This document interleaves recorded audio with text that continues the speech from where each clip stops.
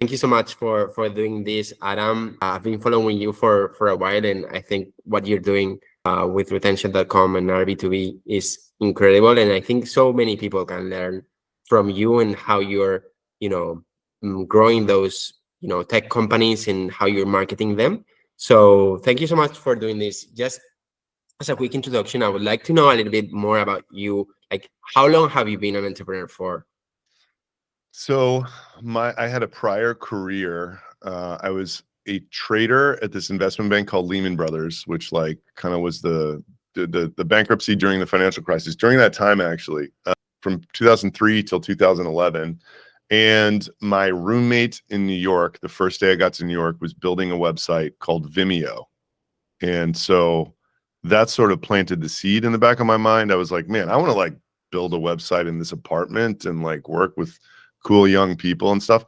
So after the financial crisis, it was kind of like a weird time. What I did, the market for it kind of went away. So I was pushed out a little bit. I got fired, and I was like, well, now's the time, right? Like I can try to do this other thing, not even really knowing what that meant entirely. And that was the beginning of 2012. And then 2 years later, I actually had a product that we launched to sell, which was Robly email marketing. It was like an email newsletter tool. And by a, very lucky combination of good fortune and, circumstance or whatever, we were able to get that to 3 million ARR with a small team.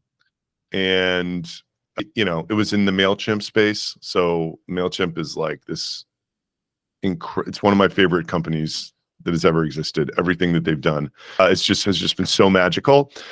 And it was not really competitive in the real world. We found this one channel that worked up to 3 million, but then it stopped. And so it was like, that space is pretty good because you get revenue expansion because people's email lists grow. But like with any SaaS, the users were just kind of dropping off. So, and we couldn't get any more because like we couldn't compete with MailChimp. So, that was like 3 years of my life was like trying to figure out how to grow that company. Got to 3 million quickly and then stopped. And then like, I was in this stuck position for a really long time. I've been stuck a few times. That one was like the most uncomfortable. It's the longest by far. And there's just a lot of problems, like it's not, I was single and in my like 38 or 39, and like I wanted to like find a wife and have kids and stuff. And I lived in Manhattan, and like the math didn't work, like I needed a bigger business than that to kind of like do all that. So like there was a very like survival type motivation of like constantly trying to figure out what I could do that MailChimp was not doing in order to grow this. Made some very big bets that were misses, like year-long sort of things. And then the third one in a row, like the third year, it was like, well, we figured out how to do this identity thing, which was like, I'd never heard of it before. You could get an email address from someone who didn't fill out a form. How do you do that? How's that even possible? How's that legal? Like all these questions, like, wow. But sort of, I felt like if I could do that, I could sell it to anybody with a website. Who wouldn't want that? And it turns out in the US, you can do it. It is legal.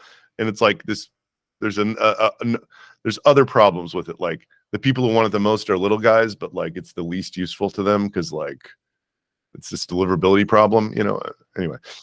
So that company started as a feature inside of the email marketing app. And I was like, this feature is differentiated. It's what I'm going to use to grow the email marketing app. Yes, finally, something MailChimp's not doing.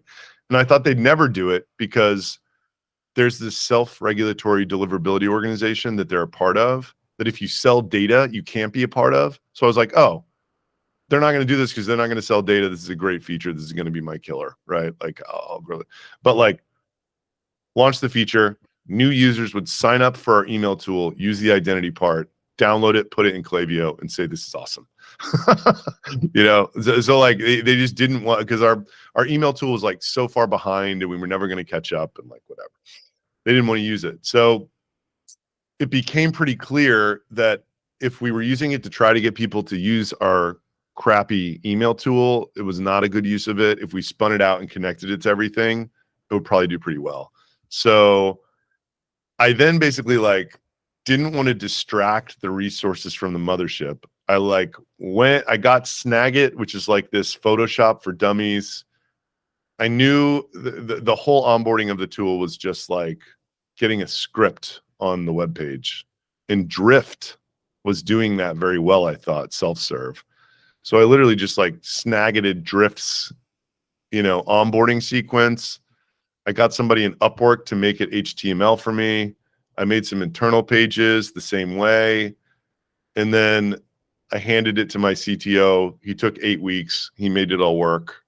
We launched it on Facebook on November 9th. We spent $5,000 on ads in November, and we got 10K MRR from it, which was so crazy to me because the whole time I was stuck, I had Facebook agencies coming to me be like, oh, we run ads for eye contact. We can make ads work for your email tool. It's the same space. We know how to do it, and nothing would work. If I spent $5,000 on ads for that email tool, I might have gotten $50 of MRR from it, nothing, right? So there were just several really good indications that there was some product market fit there. The churn has always been a problem because, as I learned last year, within product categories, some are very low churn and some are very high churn. The biggest companies in the world, huge companies like Salesforce, HubSpot, like Klaviyo to some extent, Shopify, Intuit, these are all kind of systems of record. They're acting as data warehouses almost, right? And you kind of can't get rid of them unless you go to a competitor. Whereas what we're doing is we're really selling leads at the end of the day, right? If you're selling email addresses to people on their website, you're selling leads. And whenever you sell leads as a SaaS, it tends to be very high conversion because there's a lot of businesses that just can't make leads work. And then there's other businesses that can't make your leads work. Or there's businesses that come in and say, I don't want these leads when a new employee shows up or whatever. There's just a million reasons why you'd turn off a lead source rather than, get rid of your database, right? So early on that business, so how I grew that one, 0 to 1, which I think is interesting to people. We did Facebook ads. I think in the very beginning, Facebook ads are okay, but Facebook ads are tough for SaaS because they just bring in this the wrong customer for almost anyone. It's very small business, amateur, whatever. But we had this dynamic where we had a $9 plan and we had a $5,000 plan, and people could just click their way to the $5,000 a month plan. And we would get 99% $9 users and 1% big plans. And once a week, somebody just come in and pay $5,000 and pay all the ads off.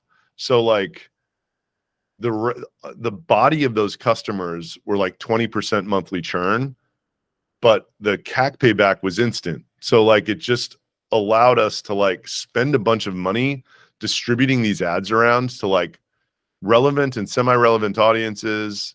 I think it was making our cold email work better because they recognized the ads. My wife and I did this really funny ads. We're not film people or whatever. We were just holding the camera up and answering sales questions with props or whatever.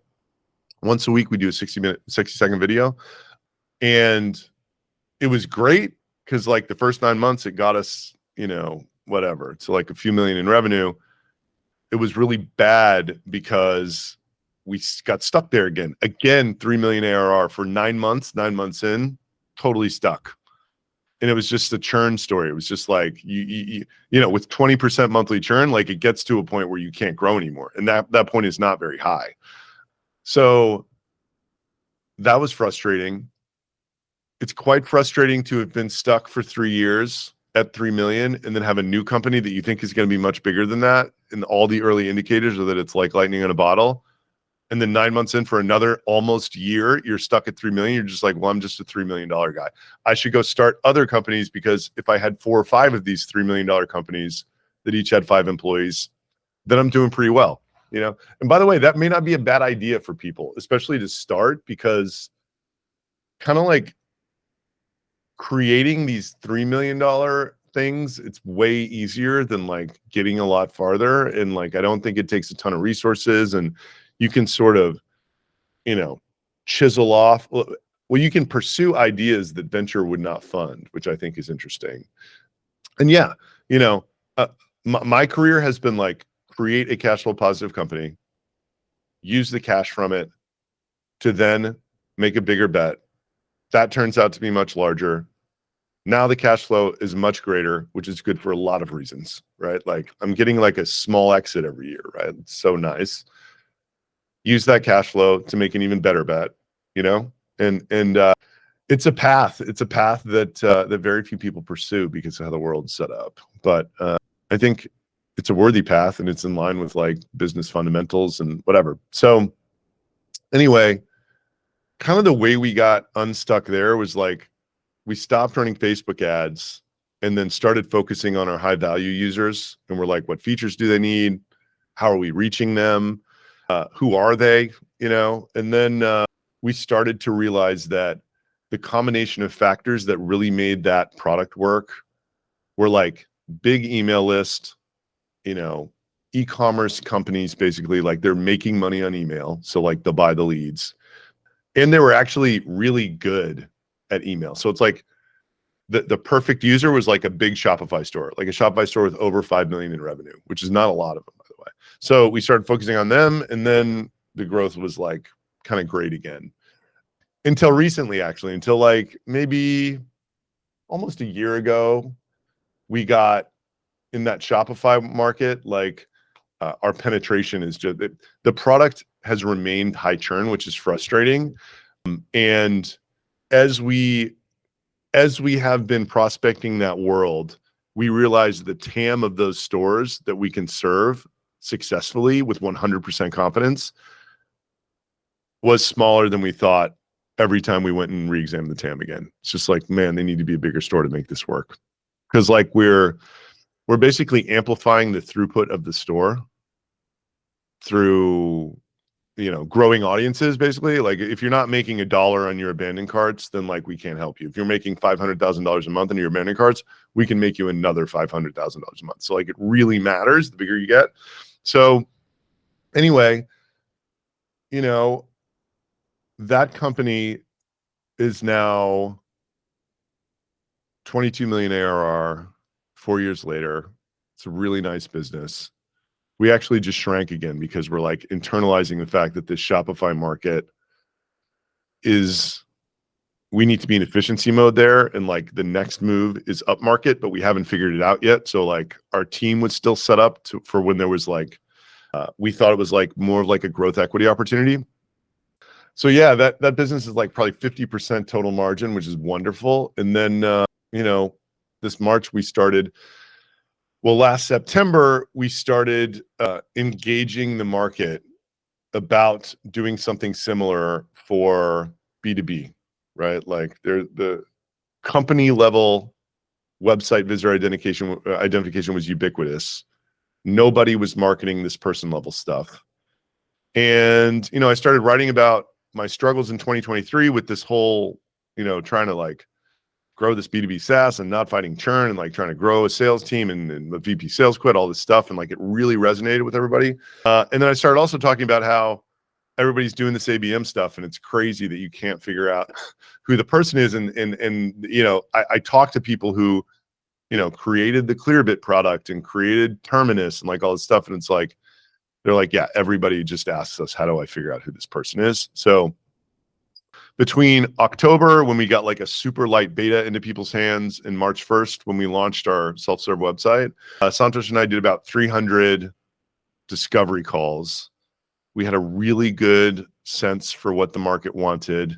The content we were putting out kept getting better and bigger audience and everything. And then when it came to go to market, I'm like, how do I make this lower churn? Because like it's got the same problem that retention.com is. It's leads that we're selling, right? And then I was like, well, we have a brand in mid-market, which we have no business having. Typically startups have to start at the bottom because they have no brand and they claw their way up or whatever, right? Like, let's try to do sales-led and start with mid-market and then see if that helps the churn dynamic a little bit. And I had two problems with that. Number one was it's kind of against everything that I believe about the trends can go to market. Like every year that would get harder. Maybe it would have worked this year, maybe not, but every year it would have gotten harder. And then the second, it wasn't really a problem. It was like a gift. It's like the content had this incredible benefit of scale. And I thought that if I had a free offer, it would benefit someone who has that benefit of scale of awareness way more than it would benefit someone who just put a free offer out there and couldn't distribute the word in the way that I could. So that's where that started. And I mean, it's working pretty well. Like churn's still a disaster. It's not nearly as bad as when I was running Facebook ads that get emails, but like I think it's always terrible in the beginning. I mean, most of the time you start a SaaS, you don't know why people are canceling. Slowly over time, you figure out why and you eliminate reasons. But yeah, the top of funnel is crazy. People seem pretty happy with the product. We know what our next feature is because of those 300 discovery calls we did. Everybody wants this traffic insights product, which like they can basically look at a web page or look at their UTMs and see the percentage of ICP page by page ranked. So like, you know, what your SEO is driving in terms of like who, which is like a very different idea. So yeah, I mean, and it's really, you know, I think I have an interesting outlook for the business that I'm in, which almost I would be shocked if any other founder thought this way, but like I really think that I'm in the edutainment business and I happen to be selling SaaS at the end of the funnel. And there's some copycats, like we're a pretty new company, like our features are not that much better than anybody else's, but our edutainment is like 100 times better than everybody else's. You know, so like my motivation is to try to increase the gap in edutainment between me and the rest of the market for anything that we do, actually far more than improving the product. Which is very strange, right? Like, and I think there's so here's the wildly experimental part. Like Russell Brunson with ClickFunnels, like everybody in B2B kind of dismisses him because like I think they dismiss him because they're like, oh, he's an underbelly of the internet guy, right? Like he's kind of the affiliate world is just they're a bunch of scumbags or whatever, and that's who that product was selling to and whatever. But like he had this very interesting go-to-market as somebody who is a thought leader in that world in internet marketing. He was the guy. He was the best. He was teaching everybody how to do it. And like he came up with this incredible product that was great and differentiated, ClickFunnels. And the way he was selling that was he was driving people to a webinar once a week, which I think we could do with onboarding. We're getting like 700 free signups a week. So like most of them are early, very early stage companies.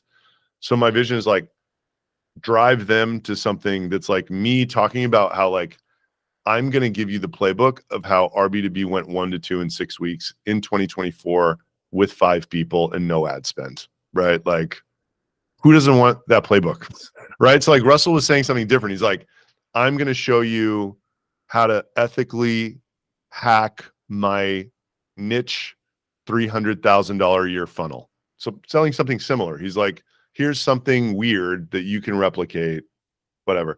And then he'd get people on this, he called it the perfect webinar. It was like almost like a pseudo Tony Robbins motivational speech, plus like, I'm going to give you all this stuff. And then the close was a bunch of info products about how to do this that like had a value of 5 times the amount of an annual subscription to ClickFunnels. And then he'd wrap the software in it and he'd say, ClickFunnels is free, $9.97 per year. So like, I'm really interested in this because number one, I do think we can help people through information get 0 to 1 better. You know, like there's just some obvious mistakes that a lot of people make and like prioritization that they're wrong about. Like, I really do think I have a lot to teach people who are there. I've just done it. You know, I've done it 3 times. I'm going to do it again. Right. Like, and then number 2, what's interesting to me about our particular situation is like the business model works great if those people don't even ever pay us, which was the plan, right? Like our plan was to have 90% of the users just use it for free and be word of mouth. But if we can get a third of them paying us like whatever upfront yearly payments or whatever, like, and then I can just plow that back into like ad spend or whatever like that. Then there's a few interesting things about it. Then it goes a lot faster. The awareness gets even bigger. And then if what people are actually buying from me is they're moving up this 0 to 1, growing their startup ladder, then we don't have any competitors at all. And like the software just helps them do that, but like, it's not even really the biggest part of it. The biggest part of it is like information and community that helps them along their journey. I mean, I think that in many ways, the biggest brands that people are the most obsessed with, they're doing something like that.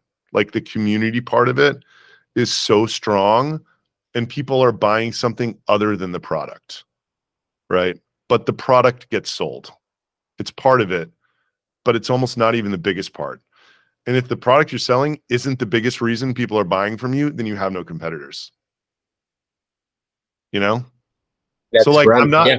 I'm not there yet, but like I see what Russell did, and that's definitely what he did. Lead Pages topped out at 17 million ARR. Granted, Russell had some additional features. They could have copied them very easily. But Lead Pages, I was on one of their webinars in 2018. They were kind of trying to do what Russell was doing, but they were not. It was like Lead Pages was what was being sold. It was like Lead Pages plus bonuses, but like the technology is what's badass. Russell was really selling this idea of like the continuity of like ongoing education and support, growing your internet marketing business. And ClickFunnels was a big part of that, right? So yeah, man, that's kind of the journey. And then what I'm excited about for the next 12 months, I'm like really pumped to see if I can like crack this code. I'm making a few courses. I'm going to do my first version of this webinar in like 3 weeks. We'll see. I got a guy who like was deep in the Russell Brunson infrastructure helping me with like script all this out and everything. So yeah. Yeah. It's pretty, if you were to talk to any of the other CEOs who I'm sort of competing with, I don't think the conversation would go this way.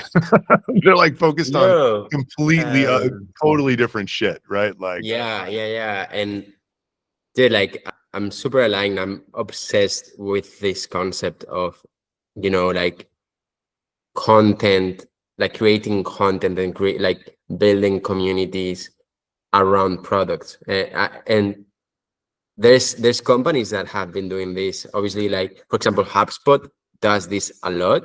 Although the thing is with HubSpot is that, and they like the founders did this at the beginning of when they founded HubSpot. But the thing is that right now it's such a big brand that it's hard for people to connect with the company already, because there's no, like, you don't know who is the person behind. It used to be Dharmesh and Brian that you were connecting with. And if they were today, they'd probably be doing what I was doing, and they probably think about it that way, right? Like, but now it's HubSpot, and they're just like Salesforce. In my opinion, HubSpot's just Salesforce but cheaper. That's it. That's exactly how I think about them. It's like they do everything, they have everything.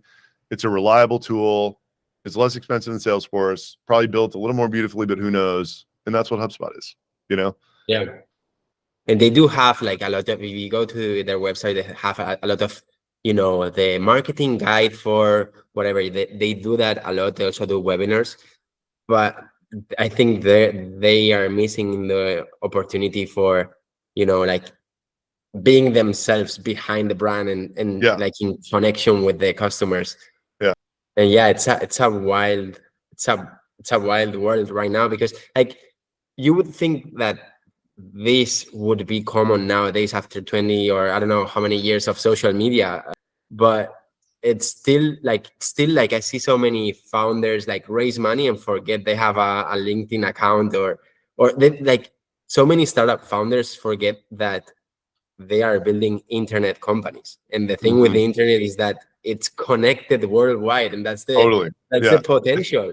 If you're not, if you like build like a startup and you start with the outbound sales strategy right away, like there's no way that's going to scale. It's impossible for you to like, you need to build a 500 team of sales, and even with that, it's not going to have the same effect as a great content strategy that, you know, builds a community of your ICP around your brand. So it makes total sense. My question now is like, okay, you now have this strategy, which like it obviously works. How did you did you follow this same strategy at the beginning of retention.com, or what other channels did you use that scaled? Yeah. So no, I mean, I used paid ads then. Mm-hmm. It's 29 is the end of 2019. Like Russell was doing this, but like he had been building his thought leadership brand for a while before that. By the way, like I think the only reason this might work for me is because over the last year, I have really earned an audience of B2B revenue leaders through top-notch thought leadership, right? Like coming from a very credible position, right? Like if you, so if I look at other people who are building in public, because I think people should when they're starting out, because it's like just another reason to pay attention to you, is people who are just starting out, right? Like we have this guy who's a pseudo competitor in our space, Max from Warmly, like he's like working and building in public, but like I read his posts and like, I'm just like, he's okay. Like he's at 1.5 million ARR after 18 months for the first time. I don't agree with anything that he's doing. And like, it's not good storytelling, right? Like, so it's kind of just like, I don't, you know, I think that I've kind of earned this audience through very strong thought leadership, incredible transparency, incredible authenticity that is very hard for other people to do, very good storytelling. And it's like, and who else is coming from a position of like, I just bootstrapped a 22 million ARR startup. I launched another company on March 1st. I have a full live metrics dashboard for you to look at. I'm doing this better than anyone right now. And I'm telling you everything that I'm doing, right? So like, that is I think it's like one of the reasons it might work is because of all of that, right? And like if one of these other guys who was like trying to like create a lookalike or whatever tried to pull this off, they're not the right person to do it. You know what I mean? So absolutely. So like I don't think a year ago, if we would have just snapped our fingers and had this product the day that I started writing for B2B, I don't think I'd quite be thinking like this. But like now I'm just like looking at how my audience is growing. I'm looking at what people are saying in the comments. Like I'm looking at how people are reacting to this like ongoing journey I'm on.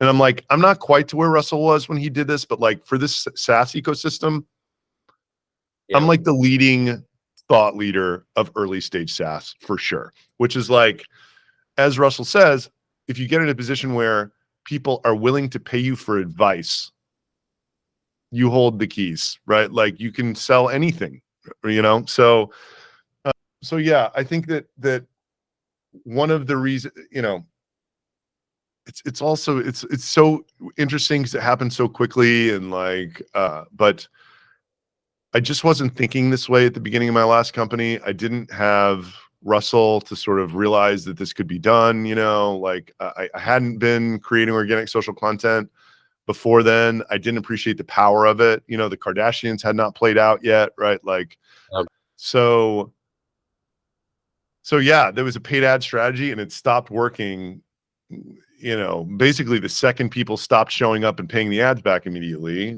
And then we did cold email, which got us to 12 million ARR with 6 people, but it's not just cold email. It was a combination of, this is what I believe about the world then and today, and probably always. There's one holy grail for this early stage thing. If you get to the point where organically your customers are referring people to you without telling you, and your business is growing with you doing nothing, then there are 1,000 things you can do to speed it up. I think that anything that you do will work because you're just adding fuel to this thing that's already growing.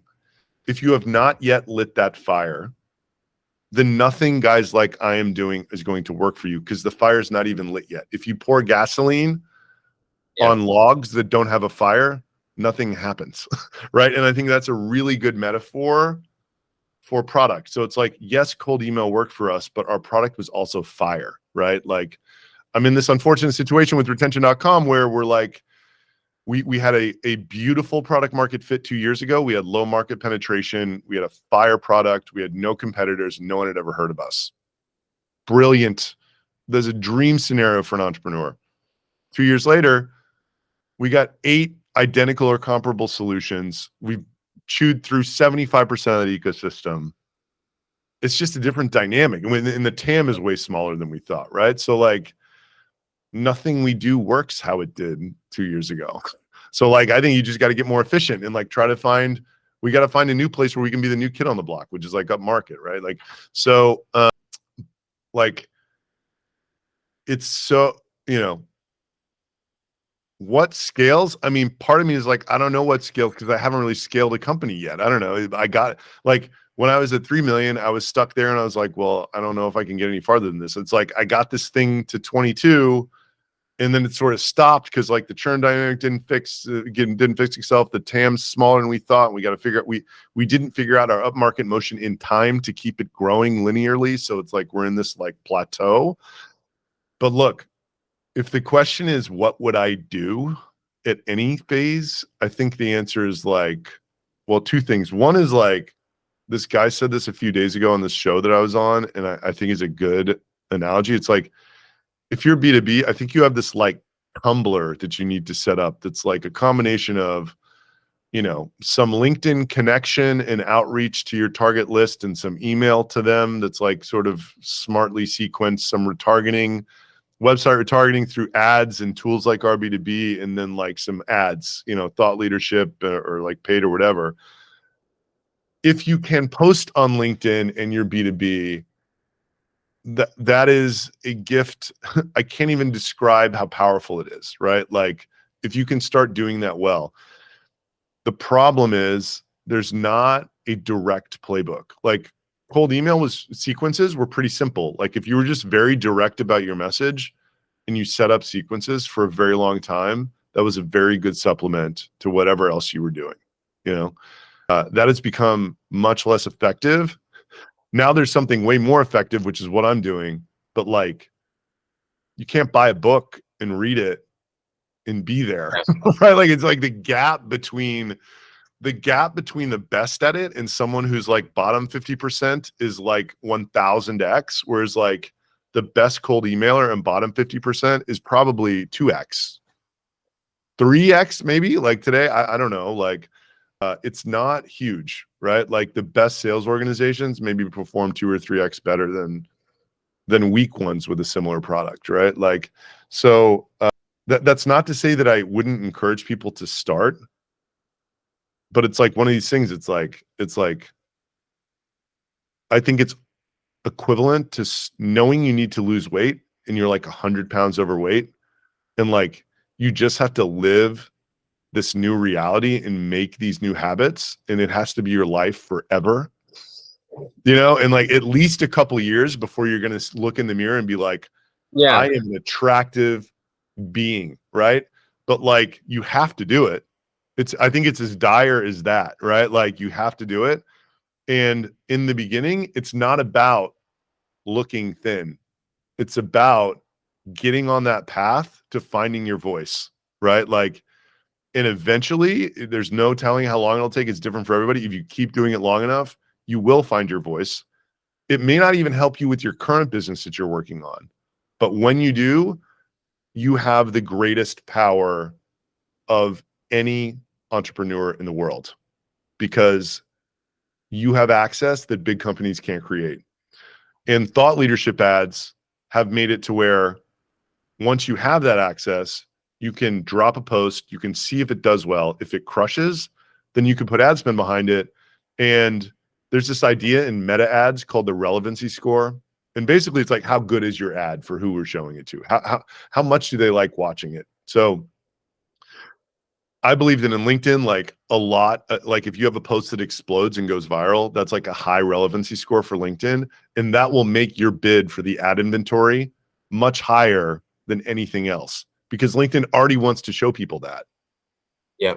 Right. So like you have not only the ability from your mother's basement to get more reach than your largest competitors, you can then probably 100 times cheaper outbid them for ad inventory because LinkedIn already wants to show people that shit. So That's crazy.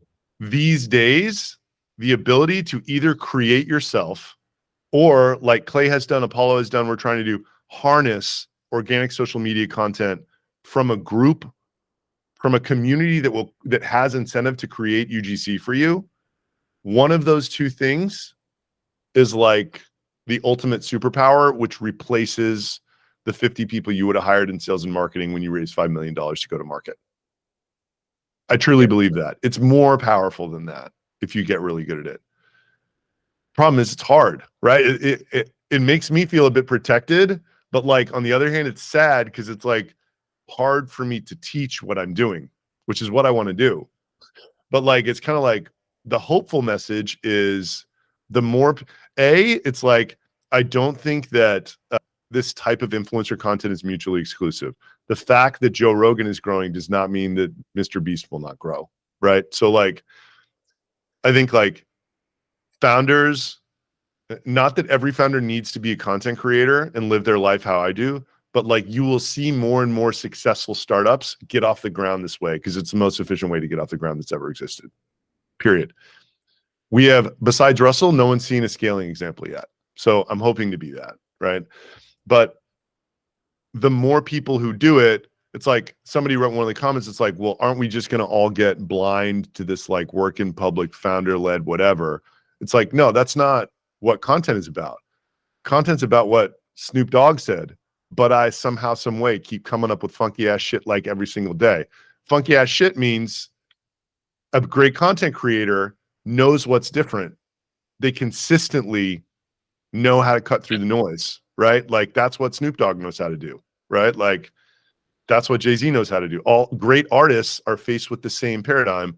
There is a deluge of sameness in the world, and they know how to consistently over decades keep coming up with stuff that is like different but on their brand, right? Like, so yeah, it's a different job than what we thought scaling a startup was, but it will be the vehicle that many founders use to very efficiently get to a meaningful scale.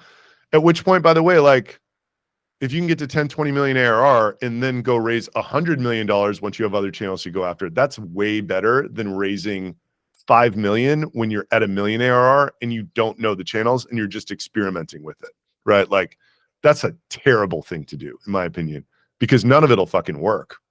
And then you're just going to be in the spot where you took on other capital. Now you have this other seat at the table. They're going to have to give you money to survive. So you have to listen and do what they say. And they're not, you might be signing up for this, but there's no way they're signing up for this, right? It's just too, it's a crazy plan, right? You know, it's just not it's not the linear, you know, predictable path. Like, I think I'm in edutainment and I have this SaaS thing at the bottom of it. I think that like teaching SaaS founders how to grow through courses and it's just so different than what institutional capital like backs that that it's hard. So Yeah, dude, those are my unabridged thoughts on all of it. no, it's amazing, man. Really, really incredible. Like when you said before that you feel that you have, you know, your thought leadership because you have the experience to back it, and many founders might find themselves, you know, just not having it because it's the first startup that you build. Obviously, you cannot, you know, you've never, you know, grown a company to 1 million ARR, and obviously not to 10 million ARR, right? I think a good strategy to do it is not to talk about yourself, but to talk about others that have, you know, achieved it. So instead of saying my opinion is this, it would be kind of like I've analyzed this company, this company, and this company. They did it this way. And well, what I agree with you, that's a good strategy. But one thing I would also say is that everybody starts at zero. And if you start reporting at zero, that body of work may not be valuable when you're at zero. But if you do it consistently and you get to 5 million, all of a sudden that body of work becomes incredibly valuable. Right. So there's this like, What to say. there's this like hockey stick, and you will see your audience grow accordingly, right? Like as you get farther along, so few people are able to transparently report on their journey that Yeah. that factor itself, right? Like people who are below 1 million are dying for content about people who are ahead of them and what they're doing. I know because Yeah. I was there many times, right? Yeah. That's a lot of the reason I put out the stuff that I put out. Like, I just feel like nobody was helping me, right? Like, I Yeah. couldn't look around and see what any successful startup was actually doing. So I think in the beginning, you need to build credibility in other ways than I'm building it. Like, it's very easy for me to say I've gone 0 to 1 3 times, and like the last time was in 16 weeks, and like whatever. That's massive credibility. You can say other stuff, but I do think working in public is a great idea. But you have to understand that your first year or two is not really going to be that valuable to anybody, but it will become very valuable as you become more successful, you know? And And your first. that's the nature of this game, right? Like Yeah. everything is working against you in the beginning.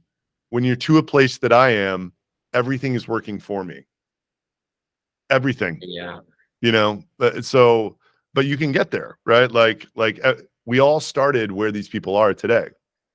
The Mhm. world is no different. If anything, it's easier, right? Like, it's just all about getting your having your angle, right? Like finding your voice, figuring out the combination of like what is authentic to you, like who you are. So like, there's two parts of the exercise. It's like, who do I want to create in the mind, in the mind of the prospects that I'm going after, combined with which parts of that do they actually want to interact with and engage with? Because it doesn't do any good to like define your content pillars and start writing shit and like if no one cares about it. So like, it's kind of Yeah. this dynamic exercise. Like, you have hypotheses. You basically want to generally create this person, and you see one part of it that like resonates a lot with people, and you're like, okay, that's not going anywhere, that's staying. But like these other things, I need to sort of like tweak them until I have a few things that resonate. And now I know what resonates with my audience, right? It's like future of go-to-market stuff, like the kind of BDR is dead content. That's one leg. And then it's like work in public. Love it. They love it. It's another one. I mean, those are the two main things that I like talk about. Yeah. The working in public, I also love it. Although it must feel stressful when things aren't going great, because communicating we're stuck or we're not growing. Like, imagine like if you're a founder starting out and you're like, okay, it's year 2 and our revenue is at 0 still. Yeah. I mean, Yeah. I mean, it's horrible. Dude, like, I'm about to put out a post today about how we cut 40% of our staff at retention.com while we were basically chopping up and down 1% and very profitable, right? yeah. I have been managing my executive team for 5 days on the content of that post because I want to be more radically honest than they want to be. And I'm like, guys, I don't want our fucking employees thinking that this is something that it's not, right? Yeah. They should know the words that I believe that we have fallen out of product market fit. Why? Because then when they come to me with stupid product ideas, they're not going to think, oh, he doesn't want to be innovative anymore. Yeah. Oh, he only cares about B2B. Oh, this. Like, I don't want our partner team spending frivolous money on events that don't work anymore because like we've still pumped them up thinking that, oh, this is just, we can get through this, we'll solve the churn problem, whatever. It's like, no, like the churn problem won't be solved. There's one thing that we can do. It's go up market. We're either going to figure it out or not. And we haven't figured it out yet. And in the meantime, we're going to make this business the most efficiently run business that's ever existed in SaaS, right? Like, that's the message. And like, managing it's like, this is why people can't write this, because I want to, A normal CEO would not, because they're thinking the same thing that my executive team's thinking. There's no way in it. Like, if you have investment capital and I put out what's going to hit today, these people would be like, are you out of your fucking mind? Like, give me my money back. Like, what? Why are you telling people that?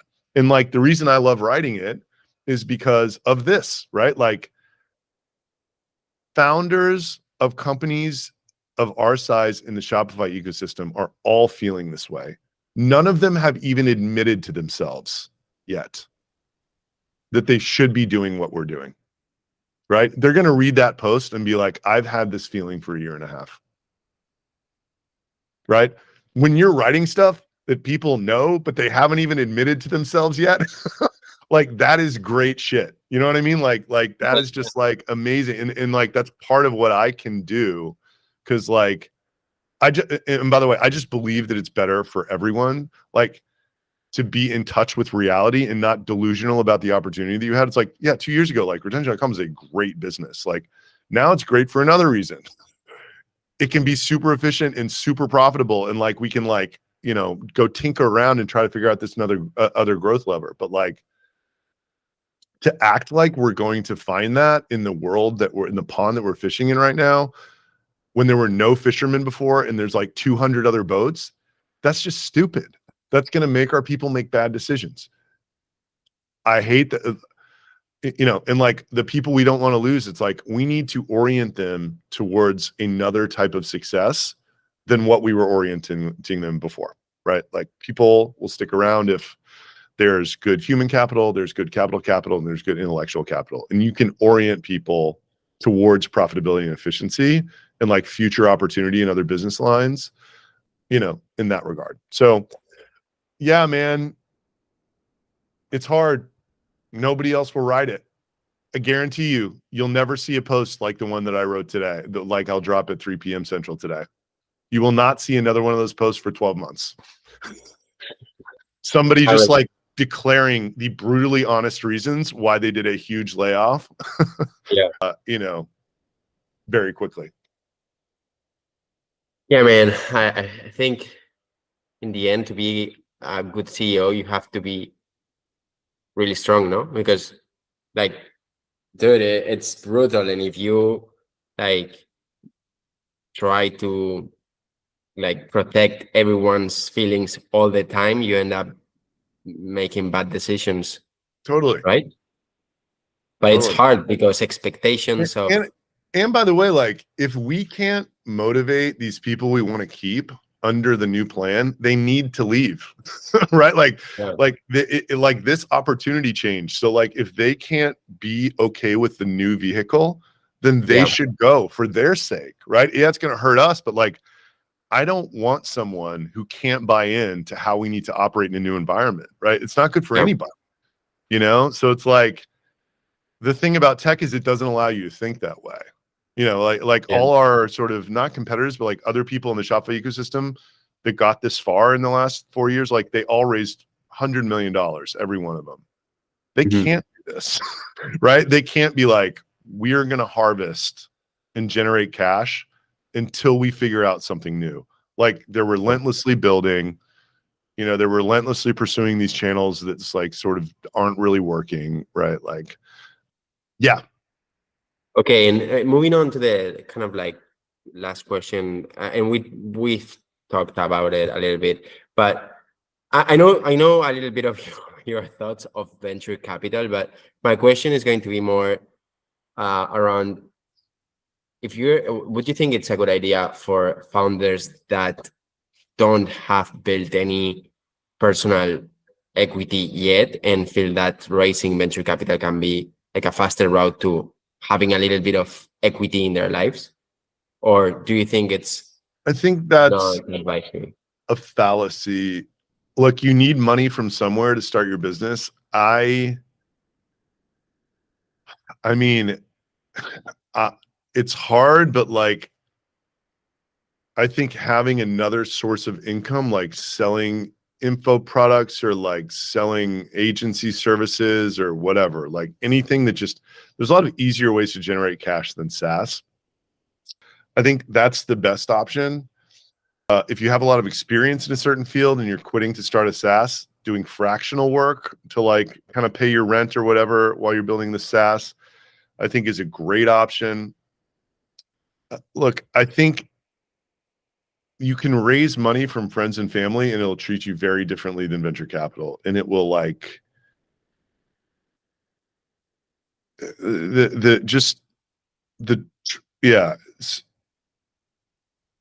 the idea that if someone gives you money that you will then burn on your company, like at the end of that, you will have any kind of net worth, is just a flawed way of looking at reality.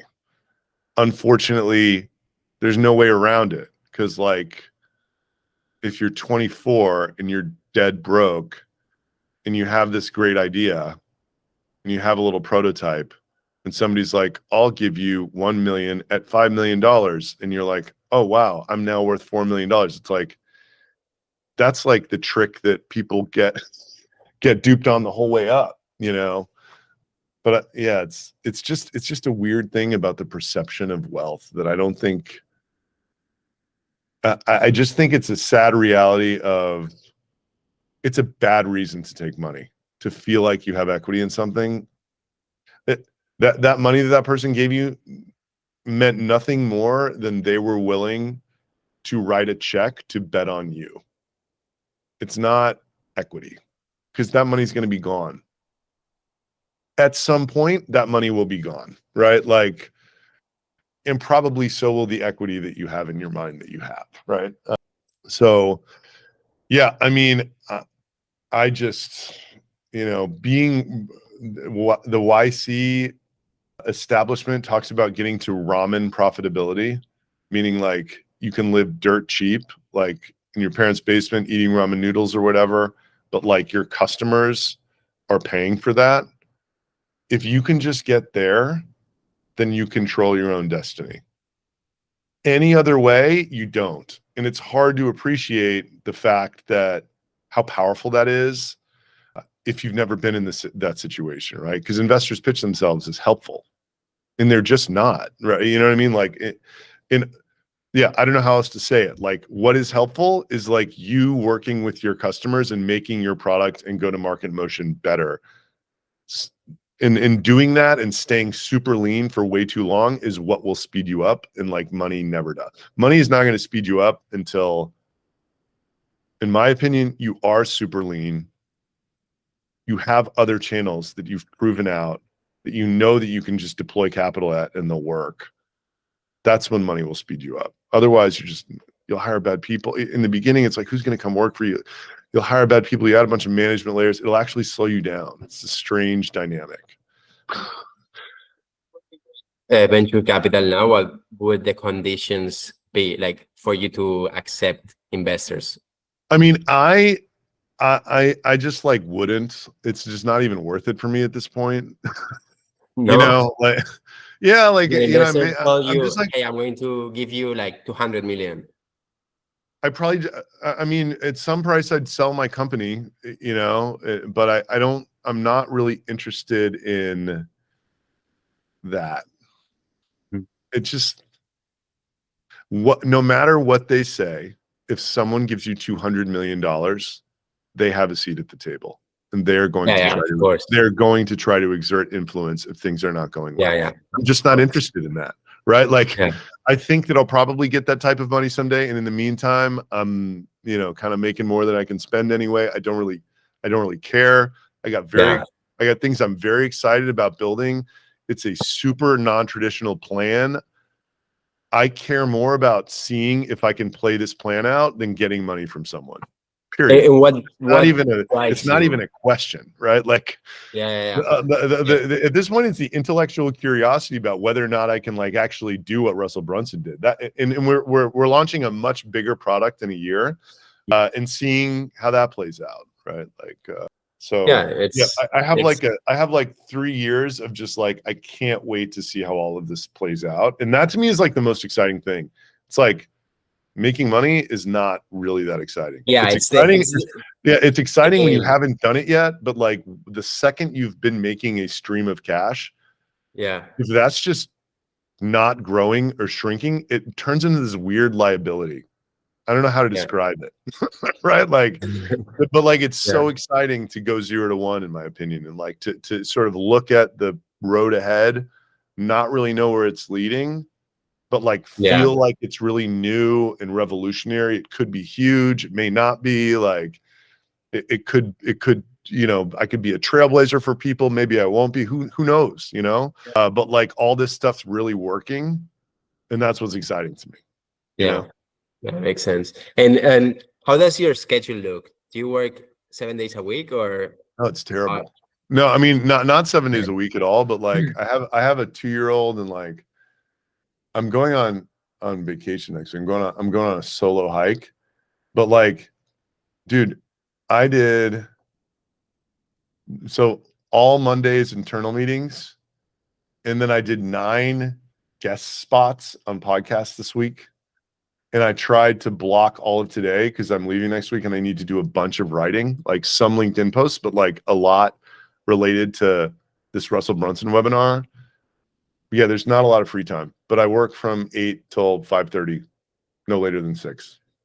And then that's okay. maybe during on the weekend during my kids' nap time for like an hour. But it's super intense. And like the basically my job now as this info product creator, it's like I'm a performer. I'm like in front of these lights and this camera, Yeah. you know, literally like yesterday from 2 to 5, the AppSumo podcast was like interviewing me for 2.5 hours. It's so draining, That's very you cool. know? And dude, have you thought about starting a YouTube channel or So I am going to dial in LinkedIn and figure out this new motion first.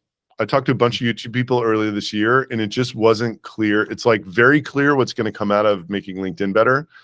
It's not clear what's going to come out of making YouTube better in terms of actual business growth. It will Yep. make me probably more famous, but it's not clear how that audience that it would be making me Yeah. famous in actually relates to the audience that I need to sell to right now. So it will no doubt be something that I pursue eventually. It's just a matter of whether it makes sense. I'm not going to do it until anybody would look at my LinkedIn program and be like, that's basically totally dialed in. Like you're not going to get anything more out of that, you know? Yeah. So I think LinkedIn has huge potential. Like I've been, playing with it for 6 months already, and I'm getting like 1 million weekly views. it's Um, incredible. yeah, It's it's incredible. like Yeah. I'm managing to get at least one viral post a week. Amazing. And dude, I'll let you know about it, but like I've also like one of my friends built this WhatsApp group with I don't know like 10 creators, and Yeah. like we all have like at least I think 50K or something like that. And if you want, like maybe I can ask them to add you. Yeah, But basically, I hadn't been doing stuff like that, the engagement pods before, yeah. you know. I mean, it doesn't like it that what does show a difference is reposts. Basically, like if someone that has a big following repost one of your posts, it will get more views. But in the end, I think the algorithm works as you said. Like if the content is good, it'll show it, and it's kind of like TikTok. I think Yeah. it's you don't control what people see. Like Yeah.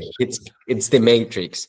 You don't even if you want to push something that you're like, I want people to see this. Yeah. If it's not the format and Yeah. if it's not what people are looking for at the moment, Yeah. it's not going to be shown. So Yep. that's I agree also with that. why like the email lists are so powerful, because it's so different to be able to click a button and send it to all of your email list than and LinkedIn is kind of like a game, Yeah. more or less. Yeah, totally. But it's discovery, which your email list is not. So, you know what I mean? Yeah, It's new audience, right? Which is yeah, like what's yeah, so incredible about it. exactly. Yeah, I think there's potential in LinkedIn to, like right now, there's people with hundreds of thousands of followers. I think there's potential to have millions of followers in LinkedIn. And Yep. and like even have like 10 million weekly views. I think it's possible. Yeah.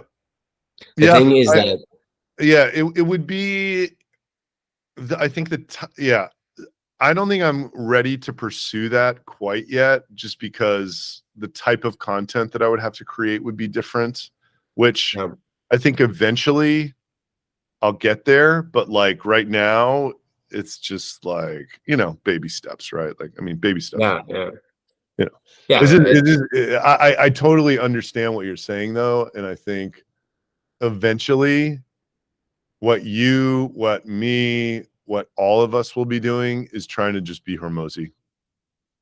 Yeah, Tons of content, every channel, badass value, yes, totally free, whatever. But it's like, I don't know. I'm like, I pay a lot for my help. It's great.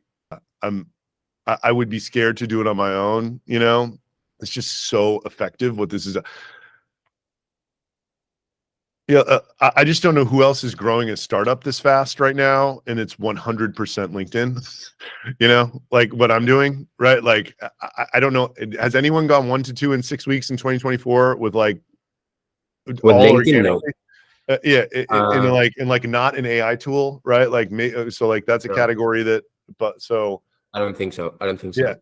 yeah. Like So the things that are growing really, really fast right now, obviously it's AI, but what I've seen so many companies grow fast are kind of like also like content related companies that are using AI. So for example, like HeyGen, I don't know if you know it. It's like it's an AI that allows you to record yourself and then you can plug in a script and it will speak for you. sick. That yeah, it is sick. I've been using it by the way for my LinkedIn videos, and Yeah. people don't know me and they think it's me. Like the people Let me go don't know look. me. It's like maybe you could try that. Obviously, like you've done a lot of video already, so they might already Yeah. recognize that it's you. But like what I do is like I take like but like some scripts from my newsletters or from books or from whatever, plug them into ChatGPT, create a script, plug it into it. There, like in 3 seconds, you have a video. Then you have to do a little of editing, but whatever. So these guys, the way that they grew to 1 million ARR, I think in 18 months, which is still slower. But now they are already like no, in 18 months, no, in 12 months, I think it is. But they're already at like they grew like I think they're at 16 or more Yeah. already. And the way that Incredible. they grew was with the watermark in every video. So Yeah. basically they allow you to create, the videos Yeah, for viral free. loop. That's the thing Yeah, that's the thing that I've always struggled with a business like this. So like as I mentioned before, I just like the MailChimp thing. I'm like, yeah, that was the best execution ever. And I don't think people take free seriously enough. Like they started this free thing when they were 2 million ARR and Constant Contact was public. yeah, Constant Contact blew them off for 6 years. And by the time they realized that they were a serious competitor, it was too late.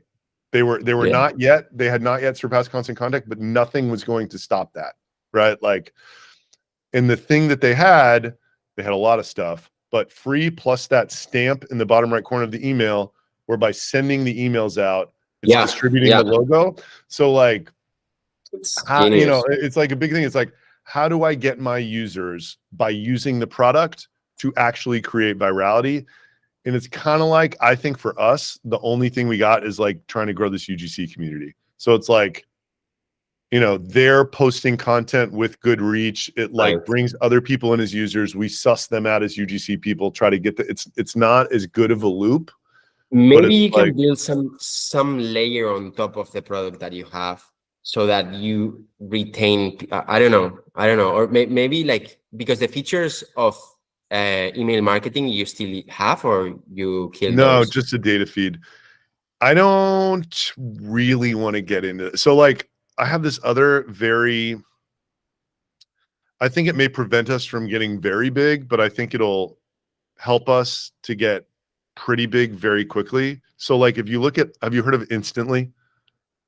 Yeah, I know what it is. I haven't Yeah. used it though. Yeah, so like they created the product that we have. and it's in instantly now. And they're like, you know, basically a lot of these people that are like trying to compete with us, they're like, oh, we're an all-in-one platform that does your whole workflow right here. But that's not clear. You know what I mean? What do you mean? Right? Like, I already have an all-in-one platform. It's called HubSpot. Like, are you telling me you're a CRM and like, you know what I mean? So I think that I have this, in addition to all this other stuff, which I think is sort of contrary to traditional thinking. For at least the run to like 30 million ARR or something, I want to just be this one thing and try to be the best at it and try to like improve the data quality. And I know churn's going to suck, but like if I can like crush, if it's just like person level website visitor identity, that is what our B2B is, you know. And there's this other fortunate dynamic in this space where no one does the identity identically. And the ICP visitors are such a small percentage of people's traffic that Instantly's ICP visitors are different than mine. So you really should use them both. And I think in 5 years, everybody's going to have a bunch of these tools, right? That are just data feeds that are, because like a data company runs itself by buying data from other data companies until the incrementality doesn't make sense anymore. And I think people are going to run their go-to-market signal that way. They're just going to stack on these tools until they're incremental.